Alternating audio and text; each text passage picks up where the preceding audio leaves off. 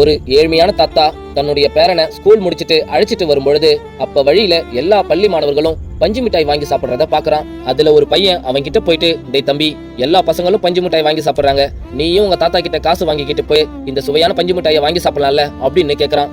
அதுக்கு அவனும், எனக்கு பஞ்சு மிட்டாய் எல்லாம் பிடிக்காது அப்படின்னு சொல்லிட்டு போறான். போற வழியில அவங்க தாத்தாவும் அவங்க பேரங்கிட்ட, பேரா, உனக்கு உண்மையாவே பஞ்சு மிட்டாய் பிடிக்காதா அப்படின்னு கேக்குறாரு. அதுக்கு அவனும், இப்ப நான் உண்மையை சொல்லவா இல்ல பொய் சொல்லவான்னு கேக்குறான். அதுக்கு அவரும், நீ இப்ப உண்மையே சொல்லு அப்படின்னு சொல்றாரு. தாத்தா, உண்மையை சொல்ல போனா எனக்கு பஞ்சு மிட்டாய்னா ரொம்ப பிடிக்கும் அப்படின்னு சொல்றான். இதை கேட்ட அவரும், அப்புறம் ஏன்பா அந்த பையன் கிட்ட பிடிக்காதுன்னு சொன்ன அப்படின்னு கேக்குறாரு.